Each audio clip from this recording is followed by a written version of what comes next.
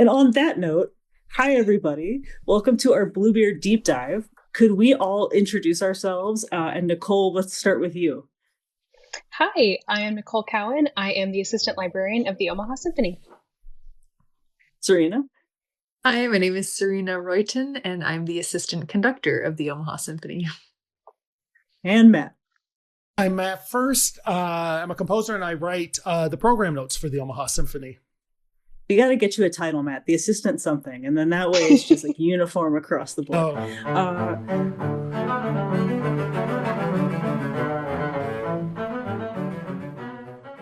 Hi, everyone. Welcome to OSA Backstage. I'm Dani Meyer. That was Sauce. And on today's episode, we begin our deep dive into Bluebeard's Castle by Béla Bartók.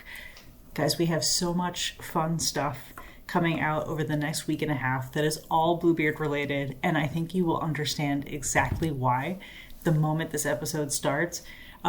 We have an opera and conversation, which I'm super excited about. We're actually recording that tonight. We have an interview with conductor Lydia Yankovskaya. April is all about Bluebeard for good reason, and I just want to say, when you get to talk to smart people about fun things, that's the best job in the world. Enjoy. Welcome, guys. Thank you so much for doing this. I want to try something a little bit different than we did last time. And I want to ask each of you what comes to mind when I just say the words Bluebeard's Castle. Matt? Door number 5. In that fantastic moment. Okay, should we put a pin in that? Or do you want to talk further? Okay, so door number 5. Yeah. Serena? A dark, gloomy, opera film. Yeah. And Nicole? I would also go with dark and introspective, and gosh, psychosis is really getting popular here. We're doing a real intense deep dive into both Bluebeard and then via Bluebeard Bartók himself, right? Which leads me to my next question. What about Bartók? Like, am I right in assuming that maybe all of us had our first experience with this piece in a college classroom somewhere? Is that potentially accurate to say, or does someone have Nicole? Okay, go for it. I didn't really know this piece all that well. I know more like percussion and celesta, or strings, percussion, and celeste. And I know Bartók a little bit more, like the last section of his life more. So Bluebeard comes before that period. So I knew about Bartók a little bit more obliquely, and like Bluebeard's Castle I've heard of, but before like really deep diving into this, I just knew the title of the opera. So will this be your first experience with it live, or have you gotten to hear it and experience it live yet? This will be my first experience live. That's awesome. Okay, Matt, how about you? I came across a CD when I was a teenager and bought it just because at this point I loved Bartók's music. I was a pianist, so I loved his piano concerti. I loved his solo piano works. So I was really kind of curious about this. So I bought it and kind of fell in love with it immediately. And unfortunately, I have not had a chance to hear it live, which I am very envious of all of you that get to hear it live or perform it. It's such a spectacular work. You're going to have to come down to Omaha, Matt. There's no hope for it. Okay, so you bought the CD. Do you remember, was it just the Bartók name that drew you in? Okay. Yeah, I was like, this is a piece I don't know. Okay, I'll buy this and check it out. It was in like the $2 bin, which also helped. But that's why I bought. Yeah, I bought as a teenager. You cannot that's really appropriate for a teenager. If you're going for your goth dark phase, Bluebeard's Castle is a solid choice from the bargain bin. All right, Serena, where did you first encounter Bluebeard? Someone else basically sat me down. It was like, we are watching this opera movie film. a little bit against my will. It's like, oh, well, I don't know if, this doesn't really sound, even the plot was not very interesting to me. I'm someone who normally enjoys comedies kind of person. Like I didn't really have a dark emo phase that I really wanted to revisit or anything. So that's why like my first memory is being sat down and like sitting through this. I've never seen it live. But the more I look at this music and like learn it and study it, the more interesting it becomes, because my first experience of Bartók was in the classroom, but it was more about how Bartók influenced ethnomusicology and all of his folk music, his interest in that, his how he influenced recording, and how his early recording, influenced how we develop those things. And it's very, very different, I feel like, than the Bartók that wrote this particular piece. And the more I learn about it, the more it all kind of comes together and gives me an appreciation that I did not have when I just watched it as a film with no context whatsoever. I also think that's fair, because we think, okay, you say the word opera. And for me, what comes to mind was the very first opera I ever saw, which was Don Giovanni. And it's chaotic, it's multiple scenes, it's costumes, it's very extroverted. Every character is telling you exactly how they feel all the time. They're singing extensive arias about it. And in this case, everything, it's almost as if Bartók, even from the very beginning, he essentially sets it up. It's like, is it real? Is it not real? Everything that you take away from this, you will have to decide for yourself as the viewer. And I think that really does not align with traditional opera.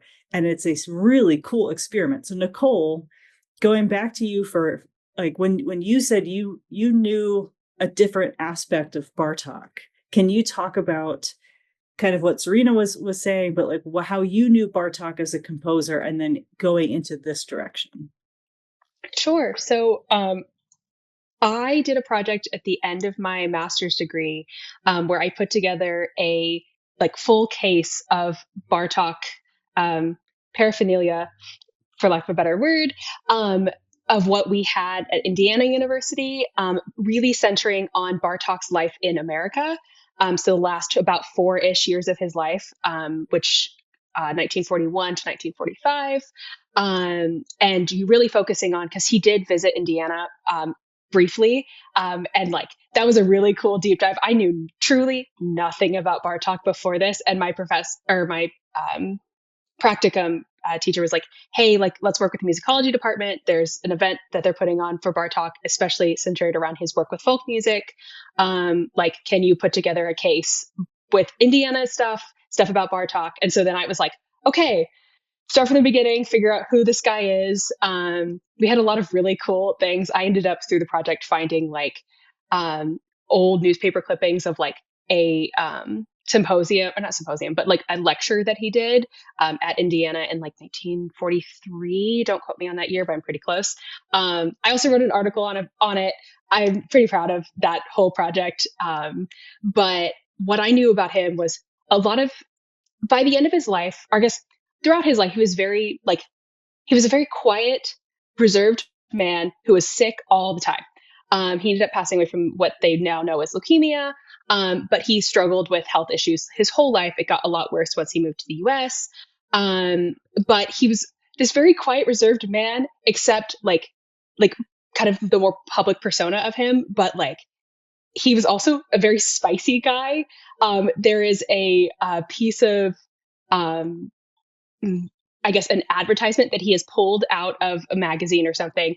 And he writes, oh, there's not enough not enough paper to write music on, but there's enough to print this cigarette ad. So like, he has spicy takes, and is very like, he knows exactly what he wants, is kind of the way that I picture him, but he's also this quiet, reserved guy to kind of everyone else. Anyway, tangent. So, my knowledge of Bartók is both as a composer, as someone who, like, a lot of what I found was a lot of his like lecture and recital tours where he's really talking about folk music and like how he discovered it, how he like, important things to know about it, because kind of both like during his lifetime, like that was going back and studying the music of like what they called peasant music was, not super popular. Not a lot of people were doing it. It, became sort of like what ethnomusicology would eventually become. But really trying to bring about this music that was, relatively unknown. So that's kind of where I see Bartók, is especially that folk and ethnomusicology vein. So then kind of working backwards to like, this is a lot earlier in his life than where I was kind of studying and learning. This is kind of at the beginning of his like really mature period. He's really getting good at incorporating a lot of this folk music into his music. He had gone on 3 different tours, I think, by that point, 1906, 07, and then 17, 18. And this opera was written in 1918.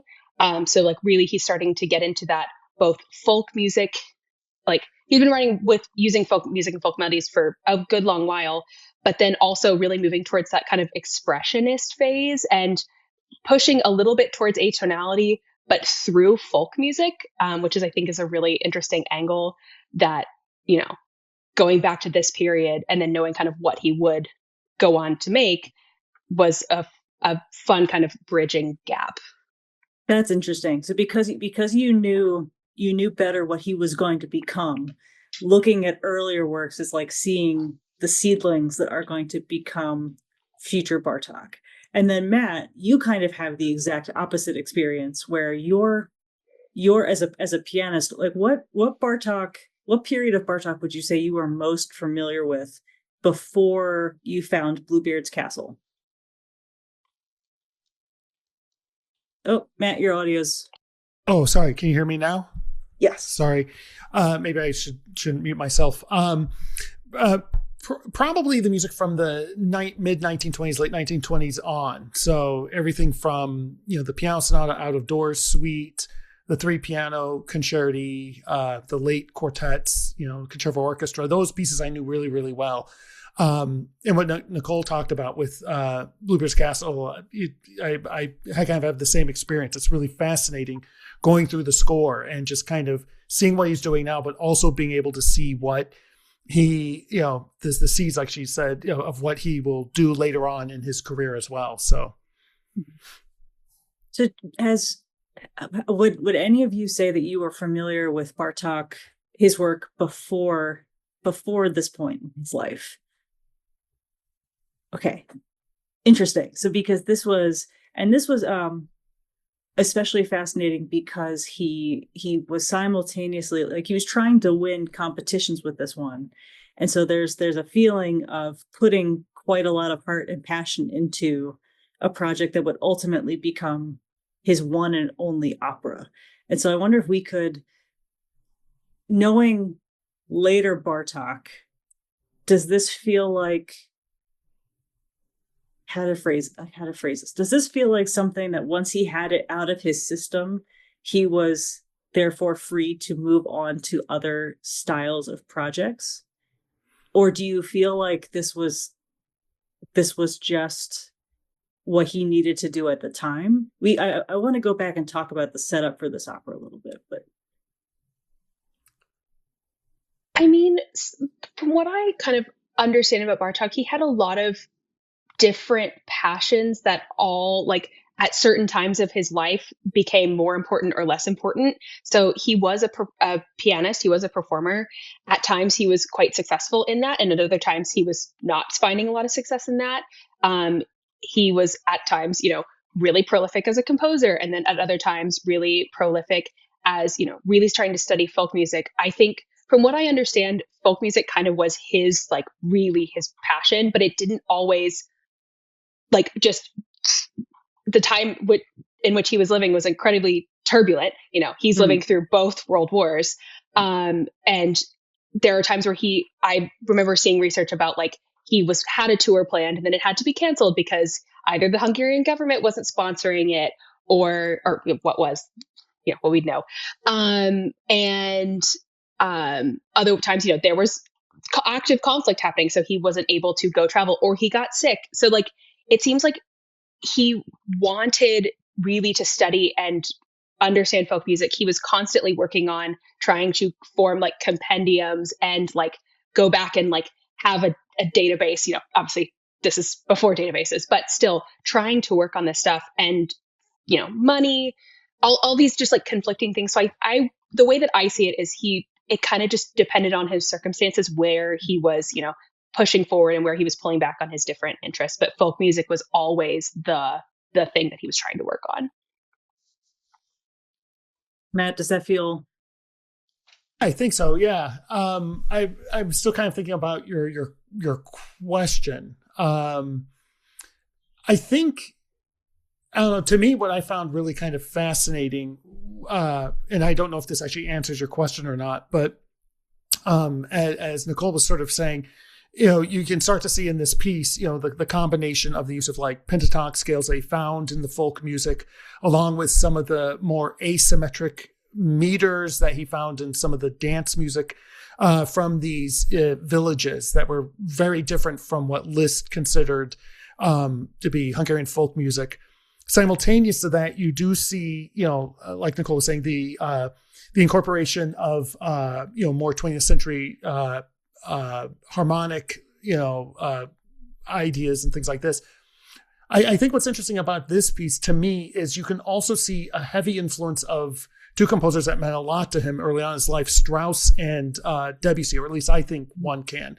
Whether it's the use of the blood motif, this minor second, this shrill, dissonant sound that to me, always makes me think of Salome, where Strauss uses the exact same motif for Salome whenever she asks for the head of John the Baptist.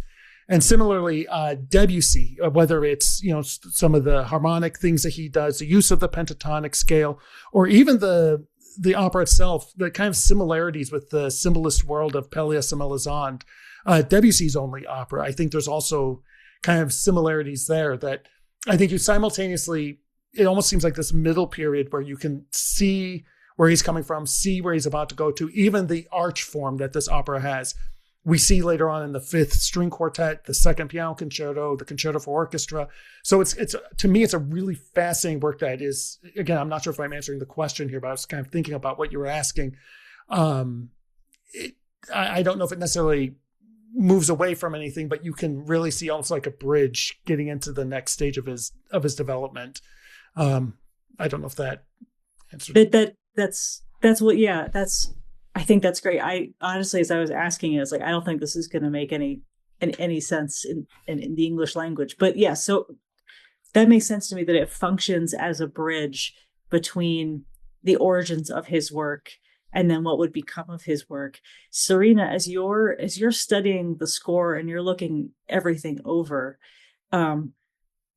familiarity with other scores by Bartók, does this feel like you're living in a sound world that you recognize, or do you feel like you have to approach it differently as you're studying? I think one of the biggest things that is very obvious in looking at the score is that folk influence, and I think I was reading somewhere else, they called it parlando rubato or rubato parlando, and it's this kind of sense that the music is flowing with the Hungarian text in the same way that Hungarian folk music would feel in certain strange meters or would be kind of presented in a way that flows with the text rather than in some kind of strict 4x4 time or something kind of it's just something more fluid that really goes with the text. So there's kind of this sense of, we have the English translation underneath, but it's almost like it can't be sung in anything other than Hungarian, because that would impede the flow of the music, the flow of not just the vocal line, but truly all parts of the music. There's a lot of ebb and flow to the music, a lot of then like punctuated moments in the orchestration that again highlight certain parts of the text, like when they're exclaims. So there's a lot of drama, but it's not kind of in this same strict same other operatic sense. It's like he's approaching this with all of his interests, like harmonies from folk music, the way folk music uses text and uses music with text, all seems to kind of come out in the opera. That's super cool. Nicole, you were nodding a lot. Yeah, I found similar stuff that Serena is talking about. Like one article that I was reading that was saying, like this text and this music exists the way it does because the language is the way that it is. It like the two could not exist without the other.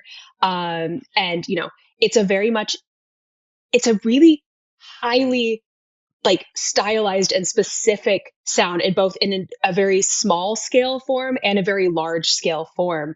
That just like everything seems so specific. Something that I also thought of while Matt was talking is like, it is this bridge. If the kind of founding of this opera is he, submitted this for a competition in 1911, and then it didn't receive a premiere until 1918 after the success of his ballet. And so, he goes back and he adds in a lot. He makes a decent amount of changes between the 1911 version and then the version that we hear, adding xylophone and celeste, which is, he adds celeste in the ballet as well, but it's not seen in his music beforehand. It's clearly that, he saw his music. The word the article was using was fatalistic. But like he was constantly a little bit unhappy with his music. And so, which like, I think a lot of people, we all feel that imposter syndrome, it has always existed. It's never going to go away. But, like he is constantly working on it and he's really, really specific. The text has a lot of stage instructions. There's a lot of musical like richness, and you have like, it all exists because of the language and because of, the story. And it's all this really, it's a full story that takes a lot of work and a lot of effort to like dig into to pull all of it out. Yeah. I love that so much, especially because, like we actually, Serena, we're just having this conversation a couple weeks ago about what, when you're working on opera, if the conductor's not familiar with the language, even just quote unquote normal opera where it's German or Italian or French, if you're not familiar with the language, then how are you going to communicate the lines properly? How are you going to communicate like how even the singer should be approaching something? You yourself need to understand both what they're saying and how they should be saying it, and then how the composer has approached the musical line so that they can like communicate it most effectively. And then we have this added bonus of, Bartók is writing in a language that is probably completely out of the norm for most opera companies to tackle. And he's being very unapologetic about it. And so, Matt, I'm curious if from your perspective as a pianist playing Bartók, does that unapologetic nature, does that translate over to his other works, or does that feel kind of new? No, I think, in talking about the language, I think one of the distinctive characteristics of Bartók's that one can find in a lot of his work is the sort of, the kind of quick note accent on a strong beat. For example, there's a horn call that, I'm not going to sing. I sound like Kermit the Frog with a head cold when I do. But it has like a 16th note, and then it goes down to an A, to a fourth. But that D-dom, that kind of accent is very, that rhythm is very distinctive with like, I guess, a lot of Hungarian, the Hungarian language, Béla Bartók, for example. So we see that approach to rhythm in his piano works, even if that answers your question. Hopefully that did. Yeah. So we are tracking his adaptation of his folk music throughout all of his works. We're tracking his unapologetic, like running his language through how even he approaches his composition. Nicole, but this is let's go back. Let's or Nicole or anybody who wants to answer, this is not a Hungarian myth that he's drawing from. Who wants to like start the legend of Bluebeard? What is the legend of Bluebeard? Or actually, what do we think the legend of Bluebeard is? Because I can start. Serena, go ahead. Yeah. Well, I like a little side tangent I want to add is the specific edition that we're using, which I'm sure Nicole can also speak to as the assistant librarian, just because it is, it's a really fascinating thing. It's an edition, a critical edition edited by Peter Bartók, which is Béla Bartók's youngest son, so his second son. And who spent a lot of his life dedicated to revising and editing Béla Bartók's music, his father's music. And he wrote a preface, I should say, at the beginning of the score. So I'd love to actually hear, Dani, that version. And then I'd love to express what Peter very explicitly presents as his interpretation of the story and of his father's music, if that's interesting. Yes, I think that would be amazing. So, okay, do we have the preface nearby? Do you have it nearby?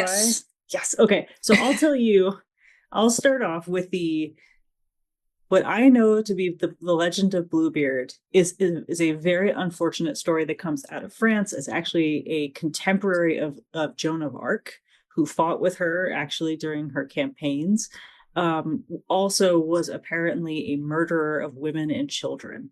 And so he had a castle, and whether they were servants, whether he lured them onto the property, the legend is that he essentially murdered so many people that he was like hiding them and stuffing them in various places around the castle. And it was completely horrifying that he just became larger than life after the fact and known as Duke Bluebeard. So that's where I first heard of Bluebeard.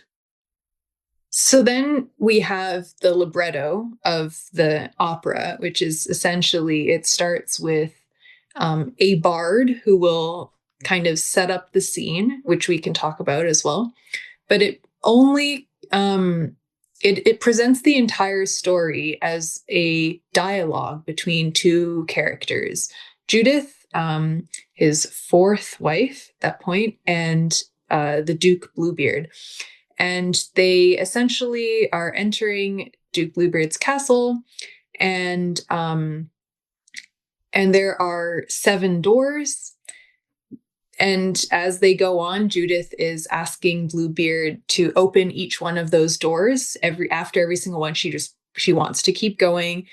There's some resistance, but he opens them. He really puts his foot down at some point, and but eventually relents.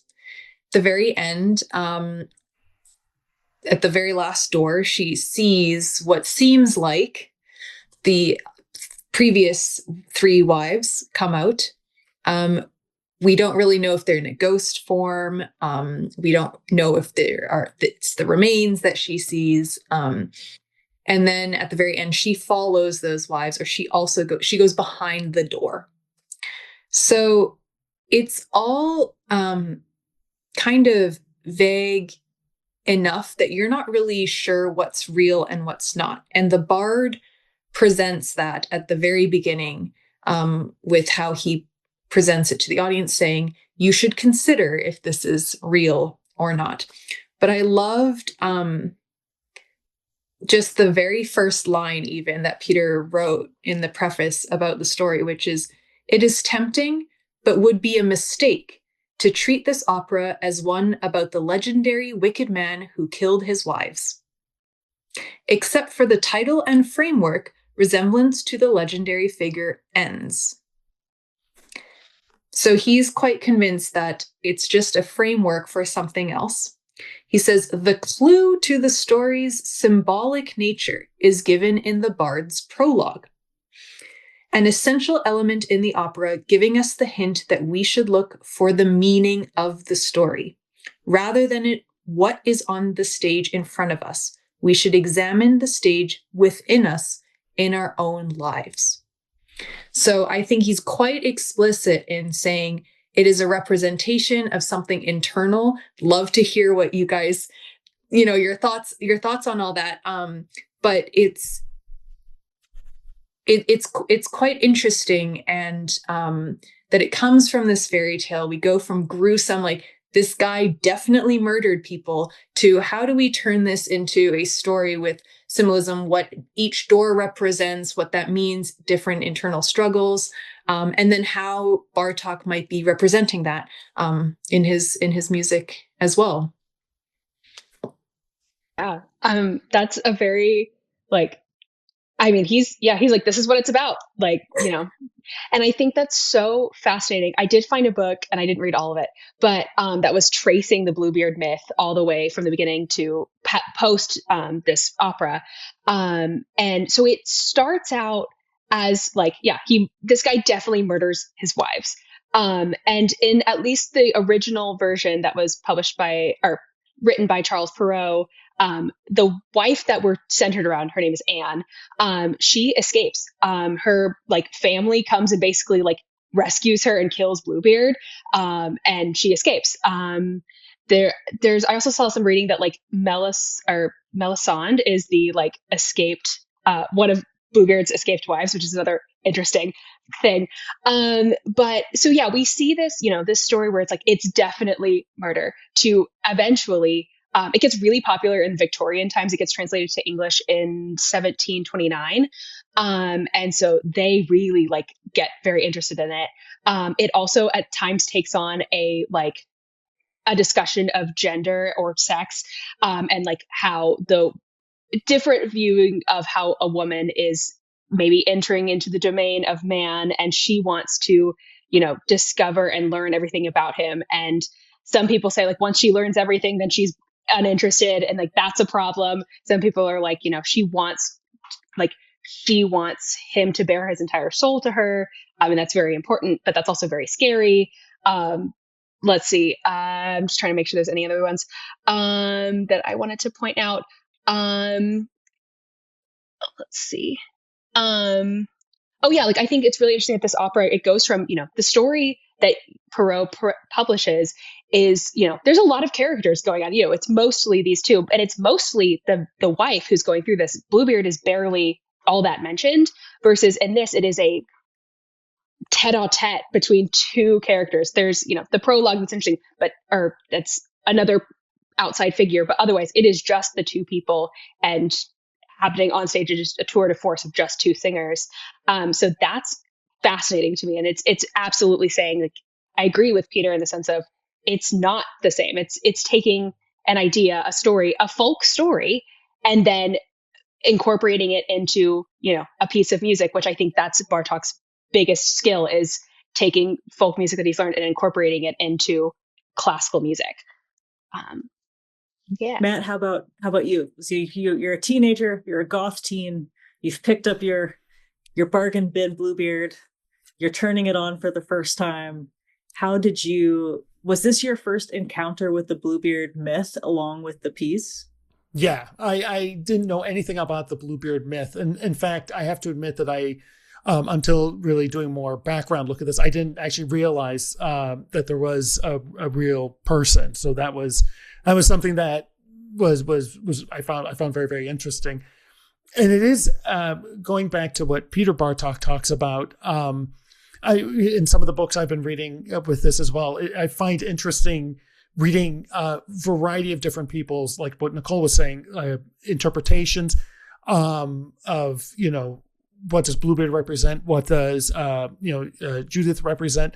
One of which I read even suggested that Bluebeard was Bartók himself. He was so reserved that this was why that this story resonated with him.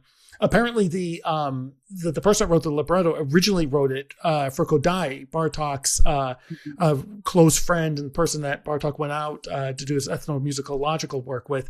But I guess Kodály didn't connect with the story at all, which is then Bartók looked at it and really resonated with him. And so I've even seen some interpretations of Bluebeard representing Bartók himself as a really reserved human being, really closed off. So it is really fascinating, just the symbolic elements of this and the variety of different ways one can interpret what this opera is about. And sorry, go ahead. A super quick tangent. I think it is really a little bit creepy that Bartók dedicates this opera to his first wife, who he then leaves for his student Dita. So I don't know. It's kind of giving, Symphony Fantastique, and it being written for this woman who's like, maybe I don't want to be associated with this specific piece of work. So I don't know. I found that really like, oh, that's odd. Even if you don't take it literally, even if you follow Peter's advice, you follow the bard's advice, and you're, I'm really looking forward to talking with our conductor, Lydia Yankovskaya, about this, because I want to get her direction for where she's taking this. But if you're thinking of this more as an introspection of man and woman who've decided they've decided to get married, but in order for this marriage to actually be real, he has to reveal more and more of himself and hope that she's comfortable with it. And then by the time he's revealed everything, it's too late. It's quote unquote too late for her. Even if you take that aspect, there is still a horror aspect that Bartók is super explicit about. And Matt, you started it by mentioning the blood motif, which I think we should talk about.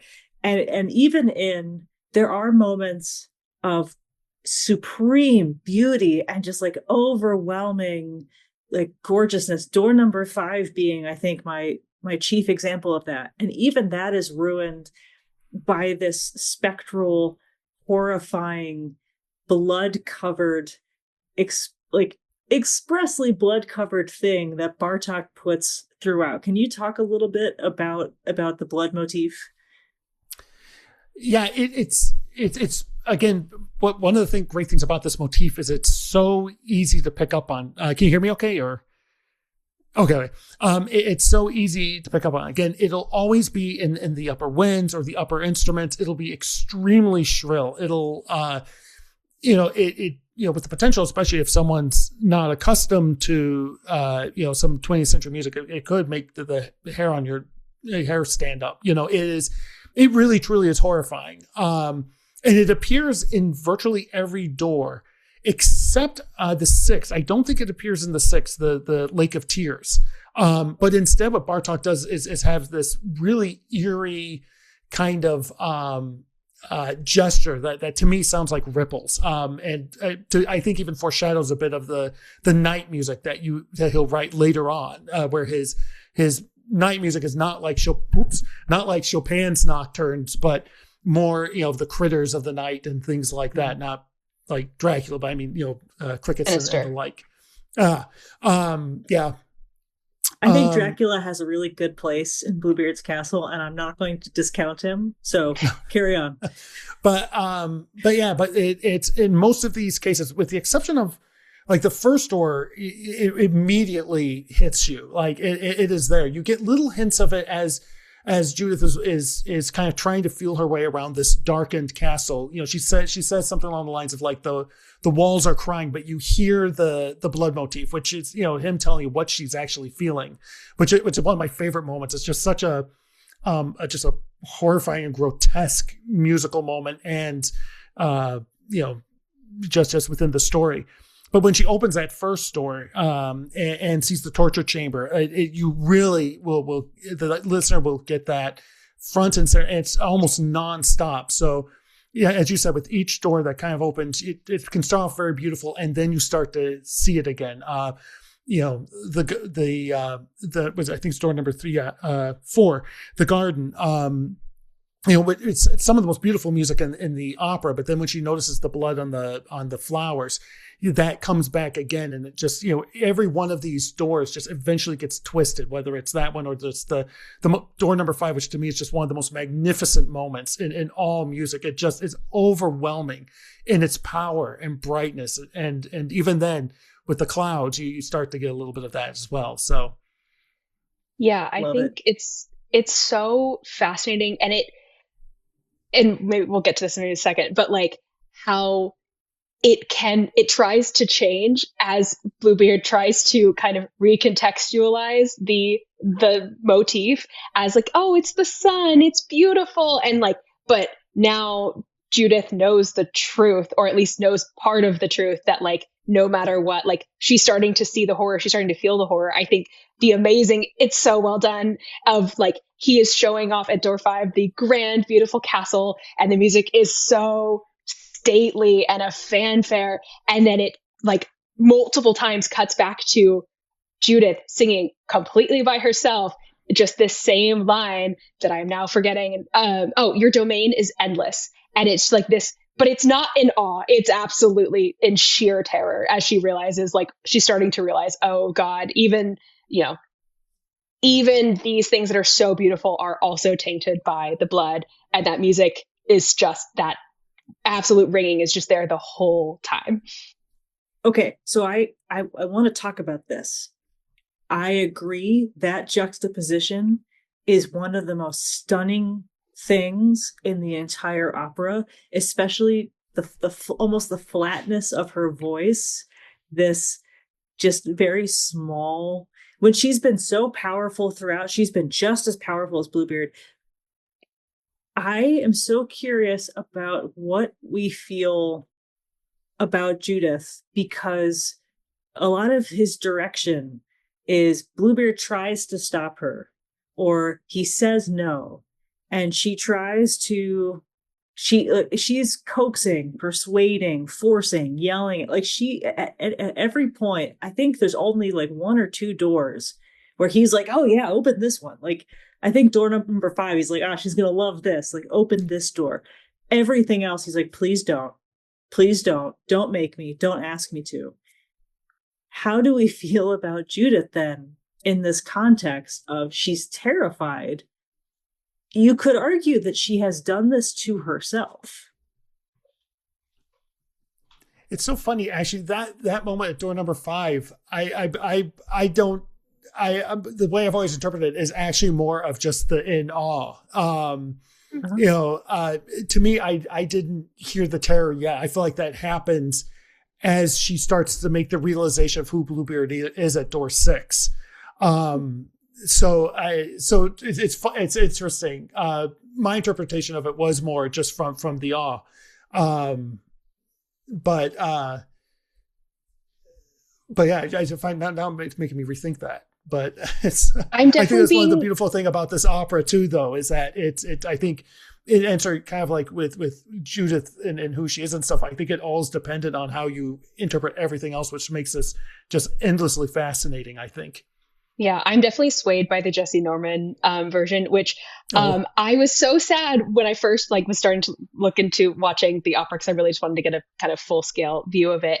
That version's in English, and I was just like, okay, I'm going to go watch the version that's in Hungarian first, because truly, again, like I said, like we've all said, the language is super important. But then going back and just kind of watching specific scenes of that one, like the terror that, like she definitely puts the terror a lot earlier than other versions. So like I think, again, every interpretation is a little bit different, and that's seemingly the point, because we're all, this is a very psychological, what's real, what's not, what's, we don't know how Bluebeard is kind of feeling at times. Like there's not a lot of instruction. There's a lot of the stagings you watch, you can't tell if he's scared, if he's mad, whatever, what have you. And I think to the question about is this Judith's fault? I think, how much of this that we're seeing is real, in the sense of is he actually torturing people? Is he actually murdering his wives? Or is it more a thought of if you love someone fully, you want to love all of them, including their darker parts, more jagged things? And I guess my interpretation of it is maybe she was expecting what, most people I think would expect about loving an all of a person. They're probably not a murderer, but some of them probably are. And so I think it's driven by this incessant need to know, and to know all of a person. And born out of a desire of love. And yeah, I don't know if I fully haven't completely thought about that, but I think like, yes, it's maybe a prison of her own making. He tells her many times, like, why did you come here? You didn't have to come here. But also like, she wants to love this person, and all that person entails, even if they're a murderer. Oops. Serena? Yeah, I absolutely agree. It's coming from this place of, well, I want to know these deep, dark parts of you that you want to keep hidden from the world. But, I'm here. I want to bring light to those areas. I want to show you that those things are okay. I interpret a lot of the blood kind of being in every room to kind of be like the way he was hurt in the past and the kind of conflict and the wounds he might have had, and just kind of how difficult those things were for him. But there might also be a kind of message of, where's the line? And the seventh door was kind of the line where maybe there are certain things that you don't share with people because ultimately they will hurt someone beyond repair. And kind of the sense of like, she has to join them. It's almost like he crossed the line again. And she, like the other wives, decided that it was too much. It was too hurtful to find out whatever it was. And then left, and he was back in darkness. I think I saw another interpretation of just kind of her naivete in terms of her pushing and then not really being able to accept the wives that he loved before, which, she is the wife of Night, I guess, and he had all these wives before in different parts of his life. You could kind of interpret it as, and just not being able to accept that these wives make up who he is as a whole person, and that she, kind of has to accept him as he is with all of that history. And the fact that she's unable to also proves her kind of naivete and just the constant pushing she does throughout the story. But I do kind of see it like this kind of very relational, and then it being a little applicable to everyone, knowing, the kind of how difficult it is to be vulnerable, what certain vulnerabilities represent for people, kind of maybe past hurts and things like that. And then perhaps, is there a line ever where can you really show someone everything about yourself? Is that truly possible? And maybe Bartók's sense is no. And then he marries his other student. Marta was also, I think he married her when she was 16, and she was his piano student as well. Oh boy. I want to say something trite, like it was a different time, but that doesn't feel particularly good. And I find it, I do find it stunning that, to me, the most loving romantic music, or the most romantic that Bluebeard sounds, is at the very end, as like the seventh door is open, and it's almost like he's singing finally this loving aria, not just to Judith, but also to the other three wives. It is the most adoring he sounds in the entire opera, right?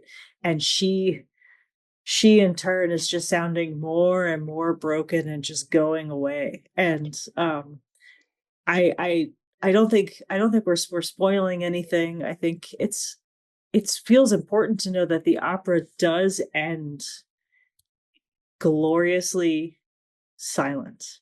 There's no calamitous like slamming of the door. Okay, where's the next one? It's almost as if he's tucked them in, and now he goes back to where he might believe he belongs, which is the darkness.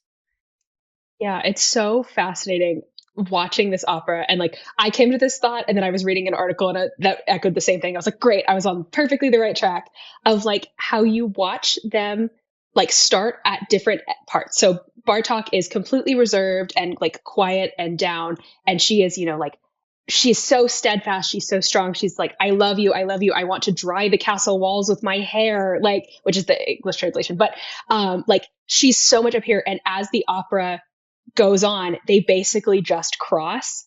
And it is so fascinating, both just watching watching it happen on stage. But if you're just listening to it, like Matt, I'm sure, first did, it's still auditorily, you can tell what is happening. That as, Bluebeard he knows everything at the beginning. He's just, he's devastated. He knows what's behind every single door and presumably what's happened to every single wife that has, done this before. And so he starts off reserved and sad and, very syllabic, and it's just very quiet. And then about halfway through the opera, they've basically switched. Like, he's like, as the doors are opening and as he keeps asking her, are you afraid? Are you afraid? And she says no. And so he's like, okay, this is going well. Like, I'm showing off these jagged parts, and she's scared, but she's not like actually truly, she's not shunning me away. And so by the fifth one, he's like, well, look at this beautiful thing. Like, here, the first one is a treasure, or door 3 is a treasure room. Door 4 is the garden. Door 5 is the expanse. And it's like, look at all this beautiful. I can show you all the things that you've gotten past to the first 2 scary torture chamber and armory. Like, okay, things are positive. And he's just like, some of my walls have come down, basically. My doors have opened and I'm less afraid. And she is now, as she's discovering the horror, she's getting quieter and quieter. And the music for her is basically just completely switching. There's also some more large scale, like, key things, which I think Matt would do a better job talking about. But just in terms of their own vocal lines, and like the Jesse Norman version, I really recommend. It's to watch them. I think they do a really good job of that transition between he is finally like becoming happy, and the end of the opera, he's singing this lullaby basically, and like he's in love with her, but like she's now horrified and is, I guess, just resigned to this fate that she believes, I think, that she has to follow. Matt, tell us about the key things. Oh, cool. So one of the things that and this is so Bartókian as well, like it makes me think of music for strings, percussion, and celeste, which has this fantastic arch shape where it starts on A, and as the fugue goes on, the entrances go either above, I put this pencil down, above or below, a fifth above below the A, until you reach the climax, which is an E flat, which is a tritone away, about as far away from the original key as possible. What happens here is it starts in F sharp, and then when you get to that door number 5, it's this brilliant, bright C major. And then at the end, we return to the F sharp, the world of F sharp again, as Judith walks into the 7th door, the castle closes. And then what's even, I think, cooler about this is he doesn't end on the tonic. He ends on the dominant, on C sharp, which I always thought just kind of gives the sense of like we're about to restart this whole thing again, which gives it even a further cyclical view that I thought was just a brilliant touch on. Well, it seems silly for me to tell you Bartók's brilliant. He's a genius. He doesn't need my approval, but it is such a fantastic way to end this piece. I can't help, because of the F sharp and C, also to even think about a little bit of like Stravinsky and Petrushka, the use of those 2 notes, and the way Stravinsky ends it with that really, that tritone at the end, which gives it an unsettled, uncertain ending as well. So it's really, really fascinating. Again, you can see again how Bartók will get to further levels of technical mastery in his formal constructions in a few decades. It's really, really cool. I'm so excited for this. I'm especially excited for our cast, for Ryan McKinney and Michelle DeYoung. I've never experienced Ryan before, but his reputation is kind of like this larger than life baritone, which sounds perfect for the internal power that Bluebeard apparently has. But Michelle DeYoung, when she was last here, she just like filled the room. You could just, we did Mahler's Das Lied von der Erde with her, and I remember thinking, like, this poor woman has to just be on stage and sit and listen for like 20 minutes before she gets to sing her first note. And instead it was watching this masterclass in someone especially like just exuding a presence that did not require movement or noise to be felt. She just was there. and like vibrating with it. And so to see these two come together with these two personalities, I'm just over the moon thrilled to see what they choose to do, because that ultimately will shape this experience as well as what choices are they going to make. Yeah, I think it's like we, like Serena alluded to, it's, every interpretation is possible. It's all theoretically all happening in the minds of two people, or maybe just one person. Like, any small changes can make you realize something that you didn't before. And I think, these are all very wonderful storied, our conductor, our two singers, like they are wonderful people. And then the symphony, like it's going to be different than what you saw if you saw a Met production or anywhere. It's every single one is going to be different and interesting. And I think that's like, obviously that's like the coolest part about art, is it's all interpretation. But like, especially with a work like this, there's so much room for different ways to tell this story. And I'm doing the super titles, so I'm super excited. I get to watch like all the rehearsals, all the performances, so I will get to see it all, and I'm really, really excited. Other last thoughts before we wrap it up? This was great, guys. Another technical thing that can also add to the interpretation, I think there's a technical director or lighting even directors who will also add another layer of how they are seeing it in this kind of semi-staged, which is the most popular way it's performed, simply because of how difficult the Hungarian language is truly to memorize and sing as well. But that doesn't mean that like the intensity is not there, and that there is so much more that can also be added. I love that we have so many people who will collaborate on this final kind of presentation, whether that's through the lighting, some staging, any interaction that the singers have, the way they're singing it, or is it terror, or is it awe that you'll have to come to find out. And I'm looking forward, yes, also to speak with Lydia on her thoughts on that, and we will see at the end of the week how it all turns out. Matt? I'm very envious of everyone that gets to be involved in this and get to see this. It is such a remarkable and special piece of music that I wish I myself could actually come see it. So it's one of my favorite operas, and it's like Nicole said, like it's open to a million different interpretations, which makes it all the more remarkable. It really is just a brilliant work. Well, thank you all very, very much. It is a brilliant work. I'm so excited to put this together and for Omaha to experience this. So thank you. Thank you. Thank you.